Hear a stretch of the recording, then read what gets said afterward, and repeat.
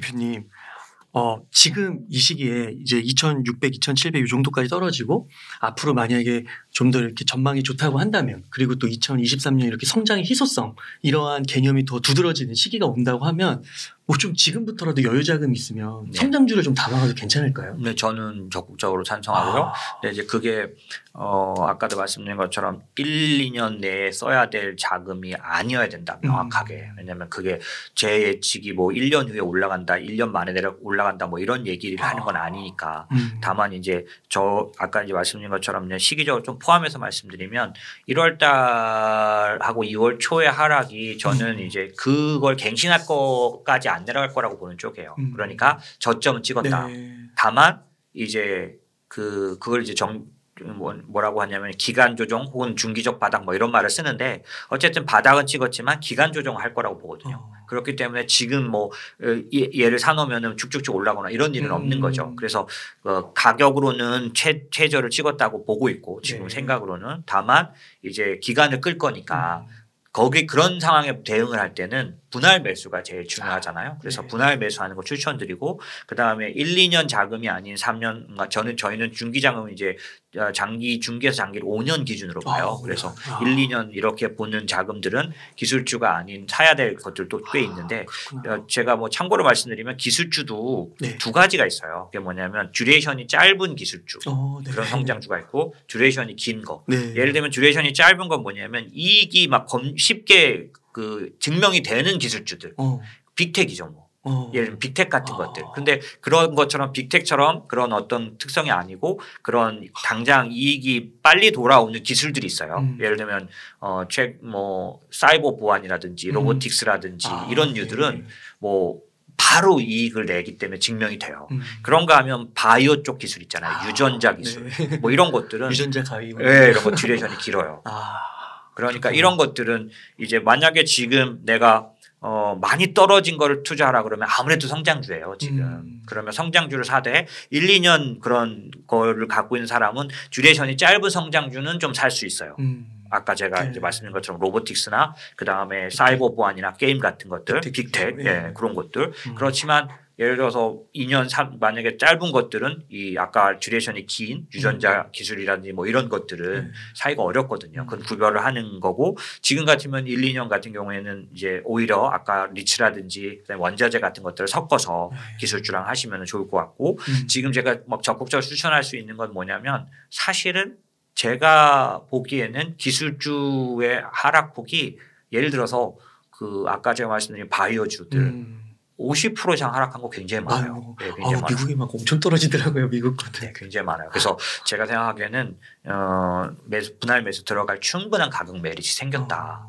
그렇게 생각이 들고 그러니까 말씀하신 대로 지금이 그러면 어느 정도 기술주 투자가 좋은 때냐라고 보면 저는 아주 좋은 때다 이렇게 생각하는 거죠. 그러니까 그 나스닥 지수를 보니까 나스닥의 그 빅텍이 한 50% 정도 차지하잖아요. 맞아요.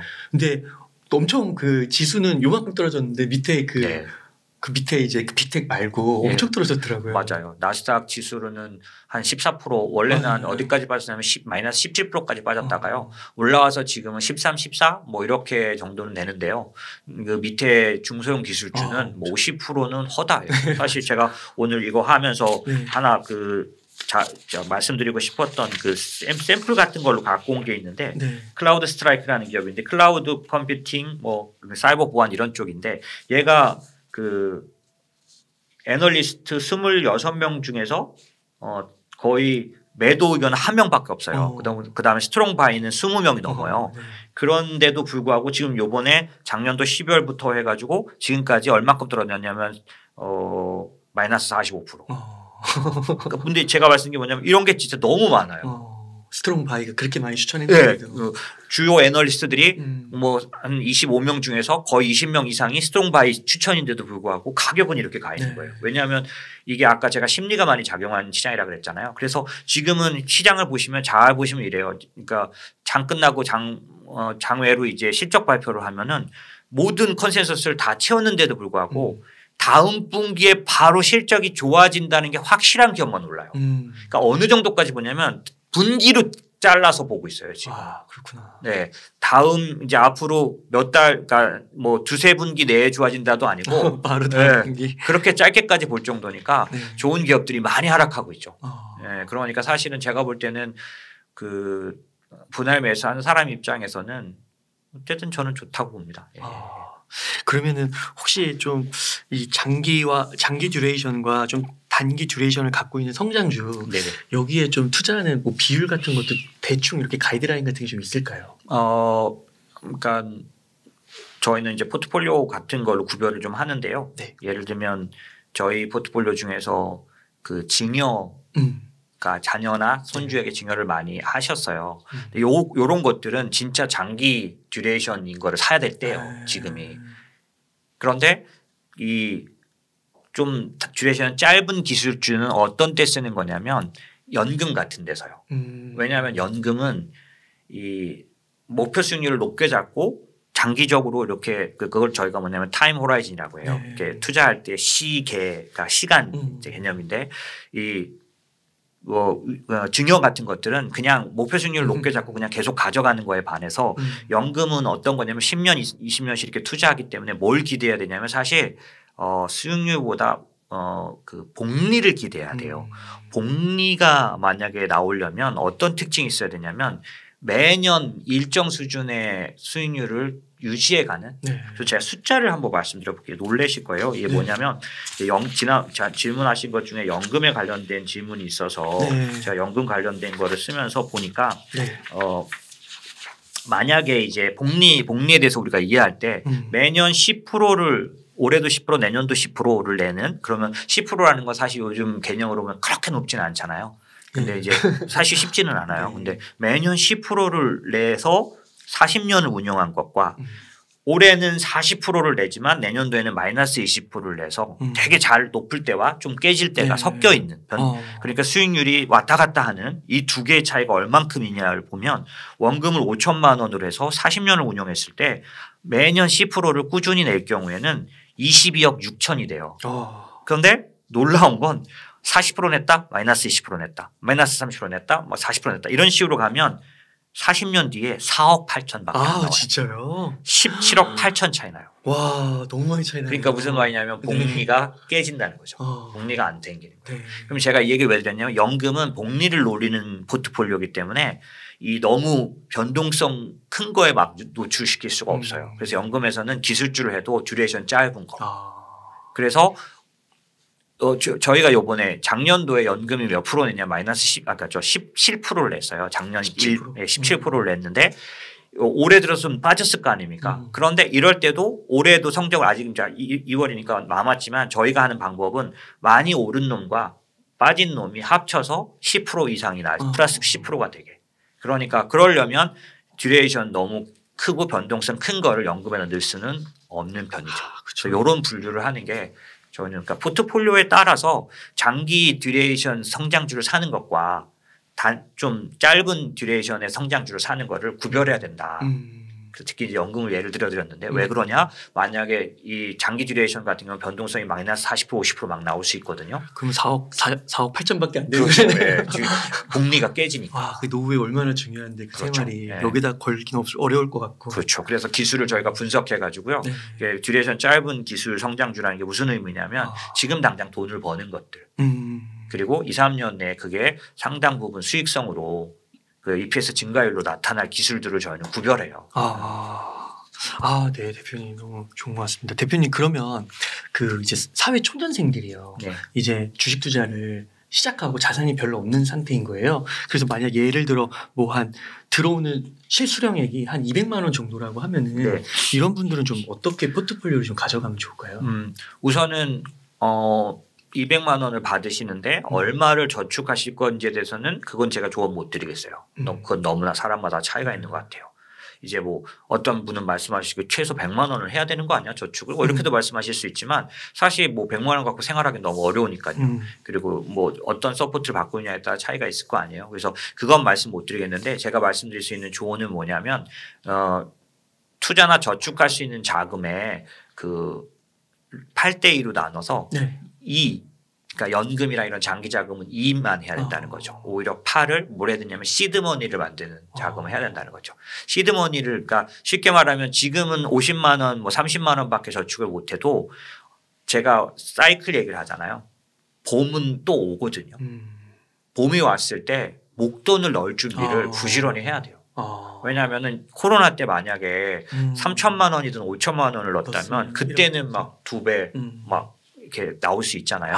그런 시드머니가 만들어져 있어야 되는데 청년들에게 있어서 갑자기 나올 수는 없잖아요. 그러니까 지금 매달 받는 거에서 자기가 저축할 돈을 정한 다음에 그 돈의 80%는 시드머니를 만드는 그래서 3년짜리 적금형 ETF를 적금으로 사는 그런 방식을 추천드리고 싶은 거고 이렇게 해서 시드머니를 1,000만 원 3천만 원, 5천만 원 만들어 놨다가 제가 말하는 그런 봄의 시즌이 오게 되면은 그때는 과감하게 적극적인 투자를 해서 그 팔고 사는 건가요? 그 적금을 깨야죠. 깨고 네. 와 그렇구나. 그러니까 만약에 3년짜리라면 이렇게 이제 저는 증권회사에 있을 때 제가 자산 관리할 때 그 돈 많으신 분들조차도 전부 적금을 들어드렸어요. 그게 뭐냐면 제가 말한 적금은 뭐냐면 RP라 그래서 그냥 이자가 매일 붙는 그런 그냥 유동성 자금 그 계좌가 있는데 거기서 여유 있는 자금을 매달 뭐 예를 들어서 300만 원, 500만 원씩 ETF를 계속 사는 거예요. 사다가 이제 처음에는 마이너스도 날 수 있거든요. 근데 어느 때 갑자기 좀 오르는 기회가 와요. 하루 1년으로 보면은 상반기가 빠지면 하반기가 오를 수도 있거든요. 그래서 만약에 2년 차 정도 됐을 때 10% 정도 나면은 그냥 파는 거예요. 그래가지고 다시 현금으로 만들고 또 다시 적금을 시작해요. 야 그렇구나. 그러니까 이거를 뭐 몇 프로를 보겠다고 하는 게 아니라 돈을 만드는 거잖아요. 이건 시드머니 만드는 거니까 목표를 뭐 10% 하셔도 좋고 근데 10%가 너무 높다고 생각 안 하셔도 되는 게 저는 사실은 증권회사에서 주식 브로커를 30대 중반에 시작했어요. 근데 이제 어쨌든 자산 관리를 그 뒤에 기회가 돼서 했는데 그 뒤부터는 적금 해본 적 없어요. 그러니까 은행 적금 해본 적 없어요. 펀드에다 계속 넣고 ETF다 지금도 넣고 있고 애들 자금도 다 그렇게 하고 있거든요. 그렇게 꾸준히 넣으면은 그 자체 변동성 때문에 정말 6%는 항상 나올 수 있고요. 2년 정도 하면은 2년 동안 많이 오른 때와 떨어질 때가 있잖아요. 그럼 매달 사면은 그 달러 코스트 에버리징에 의해서 6% 이자는 받고요. 10%만 되면 무조건 해지하는 이 방법을 쓰시면 꽤 좋은 목돈 수단이 돼요. 그다음에 결정적인 봄의 시기에 다 넣는 거죠. 그렇죠. 자꾸 해지해서 목돈을 만들어 놓은 다음에 그다음에 이제 목돈을 만들고 나면 그래서 저희가 이제 지금 얘기가 나왔으니까 목돈 포트폴리오와 적금은 다른 거거든요. 이게 목돈이 되면 3천만 원이 됐잖아요. 그럼 3천만 원은 이 적금처럼 할 수가 없는 게 3천만 원인 돈에서 매달 100만 원씩 펀드를 ETF를 사봤자 위험을 낮춰주지 못해요. 맞아요. 그러니까 100만 원씩 저축을 했어도 24개월 한 다음에는 이거를 해제해야 돼요. 그래요. 왜냐하면 그대로 놔둬봤자 매달 그대로 100만 원 사봤자 지금처럼 떨어질 때 방어가 안 된다니까요. 맞아요. 왜 이렇게 계좌가 파란불을 못 벗어나는지. 그래서 이렇게 오밀조밀하게 좀 운영해야 돼요. 어쩔 수 없습니다. 그렇게 해서 결정적인 그 순간을 노리는 겁니다. 그렇죠. 네. 그러면은 대표님 혹시 이제 좀 그 목돈을 이제 그런 결정적인 순간에 활용한다 이런 컨셉으로 예를 들면 암호화폐 같은 거를 활용하는 건 좀 어떻게 생각하세요? 우선은 뭐 이렇게 어느 정도 시각의 프레임을 갖는 게 필요한데 뭐 예를 들면 저는 이제 비트코인이 처음 나왔을 때 매우 환영했던 사람이에요. 일찍 이제 왜냐하면 금융에 있었기도 있었고요. 왜냐하면 그 개념이 그러니까 디파이라는 개념 그러니까 Decentral 파이낸스 개념이잖아요. 근데 저는 그 당시도 그런 마음에 울 분들이 있었거든요. 뭐 베트남에서 오신 이민자 이런 분들이 송금할 때 왜 이렇게 많은 그 수수료를 내고 기간이 이렇게 오래 걸릴 일이 있나? 그런 생각을 갖고 있었는데 그 비트코인의 그 블록체인 그거 너무 마음에 들었어요. 그런 면에서 앞으로 저는 디파이 그러니까 탈중앙화 금융은 커질 거라고 보는 사람이에요. 하지만 그 어떤 변화에 대해서 환영을 하지만 그 암호화폐는 저는 고객들에게 포트폴리오에 넣지 않았어요. 지금까지도. 개인적으로는 투자 뭐 비트코인은 제가 보기에는 메인 통화가 될 수 있는 부분들 지금 많이 좀 갖고 있기 때문에 없어지지 않을 거라고 봐서 투자하라고 했지만은 고객들 자산에 넣지 않았습니다. 왜냐하면 제도에 의해서 순식간에 0이 될 수 있어요. 저는 오랫동안 이 금융에서 일했는데 미국의 연준은 잘 그러니까 보시는 것처럼 그렇게 미국의 경제를 걱정하는 것 같지만 사실 1순위로 뭘 걱정하냐면 달러를 걱정하는 집단이에요. 달러의 패권 유지가 그들의 일목적입니다. 이렇게 말하면 뭐 문제는 아니길 거예요. 제가 대단한 사람이 아니니까. 하지만 제가 오랫동안 그 금융시장을 보아오면 그들은 그게 첫 번째 목적이에요. 이번에 코로나 때도 그걸 가장 적절하게 이용했죠. 그래서 어쨌든 그런데 그 화폐 그 자유롭게 발행하는 그 권력을 그렇죠. 단순히 주고 싫은 거죠. 네네. 그걸 사용해서 이 미국의 패권도 유지를 하지만 그 자체의 달러 위상을 지켜오는 일. 근데 사실 아시다시피 가상화폐는 이거에 정반대로 평가받을 수도 있잖아요. 준비가 안 될 때까지는. 네. 지금 이제 미국이 이제 준비가 좀 된 것 같아요. 그래서 이제 이게 제도들을 발표하기 시작했는데 아직도 좀 미진한 상태인데 저는 그게 어떻게 진행될지 짐작조차 할 수 없었기 때문에 어느 날 0으로 처리받으면 내 고객의 10%가 0이 될 텐데 자산에 포트폴리오가 10%가 만약에 그 가상화폐가 들어가 있으면 이게 아무리 뛰더라도 그런 위험에 노출시킬 수는 없었어요. 그래서 넣지는 않았지만 저는 아까 말씀드린 것처럼 가상화폐는 굉장히 좋게 생각했고 이 가상화폐에 대한 투자는 여전히 지금 제가 볼 때는 우선순위가 될 수는 없고요. 저는 거꾸로 지금 말씀드린 것처럼 디파이 그러니까 탈중앙화된 그 금융에 대한 투자는 어떤 게 좋다고 생각하냐면 가상자산에 투자하는 게 좋다. 가상자산 시장은 정말 제가 생각하기에는 그러니까 오늘 그 얘기 드리기 위해서 사이즈나 이런 것도 한번 말씀을 드리고 싶어서 사이즈를 봤는데 코인베이스라고 미국의 가상자산 거래소 얘네들 자료 기준을 보면 2020년에 3,600조 원 시장이에요. 가상자산 시장이. 근데 이 시장이 거의 연 개념으로 그러니까 20%에서 30% 정도 성장은 할 거로 보여지는데요. 이 정도로 엄청난 이 시장이 지금 돌아가고 있고 이게 만약에 가상화폐를 투자할 경우는 그 가상화폐 어떤 단위는 없어질 수도 있어요. 예를 들면 비트코인 이더리움 뭐 이렇게 있잖아요. 그래서 저는 알트코인에게 훨씬 더 좋은 그런 게 있다고는 보고 있지만 어느 놈이 생존할지는 저는 모르겠어요. 다만 가상화폐는 생존할 거라고 보는데 왜냐하면은 기본적으로 가상자산에 두 개의 개념이 있잖아요. 그 대체 가능 자산 그래서 펀저블이 있고 넌 펀저블이 있죠. NFT가 있잖아요. 이 개념에 관련돼서 암호화폐는 펀저블로서 존재할 거라 뭐 어떤 화폐인지는 모르지만 이건 존재할 거라고 보고 그다음에 NFT 같은 경우는 여러 가지 그런 어떤 배경 때문에 얘는 굉장히 커질 거로 보고 있거든요. 그래서 이런 가상자산에 투자를 하는 면에 대해서는 저는 적극 찬성하고 그런 가상자산을 투자하되 리스크가 있는 암호화폐 하나에다 투자하지 않는 방법은 사실 지금 현재로서 제가 제안드릴 수 있는 건 블록체인에 투자해라. 그러니까 요즘 이제 블록체인 ETF 같은 걸 찾아보시면 그 안에서 그 암호화폐 채굴에 관련된 기업에 투자하는 부분도 있지만 저는 가상자산 거래소 투자를 매우 추천하고 싶어요. 그런 기업이라든지 어떤 뭐 기업이 될 수도 있고 마켓이 될 수도 있고 그렇죠. 그러니까 이 암호화폐가 거래되는 시스템을 갖춘 데가 가상자산 거래소잖아요. 아까 제가 코인베이스라게 이제 전 세계에서 이제 미국에서 이제 그 상장된 가상자산 거래소인데 이제 올해 우리나라에 그 큰 두 개가 들어옵니다. 한국도 이 가상자산 거래소 중에서 큰 시장이거든요. 두나무 쪽에서 이제 들어올 거고. 근데 가상자산 시장이 거래소가 왜 중요하냐면 만약에 암호화폐 하나가 없어지더라도 이 가상자산 거래소의 비즈니스는 지금은 암호화폐 비중이 많이 높지만은 점점 NFT 거래라든지 그다음에 가상화폐를 맡겨놓고 그거에 대한 이자를 받는 대출 서비스라든지 그다음에 커스터디 같은 신탁 서비스라든지 이런 것들이 계속 커지고 있어요. 그럼 만약에 우리 고객에게 이 가상자산 관련된 거래소 투자를 하게 했을 때 암호화폐가 하나가 몰락을 하더라도 나머지 비즈니스가 충분히 커져 있으면 이 가상자산 거래소의 가격은 크게 빠지지 않을 거라는 거죠. 그래서 저는 지금은 가상자산 거래소 투자할 수 있는 수단으로서 블록체인 ETF를 추천을 드리고요.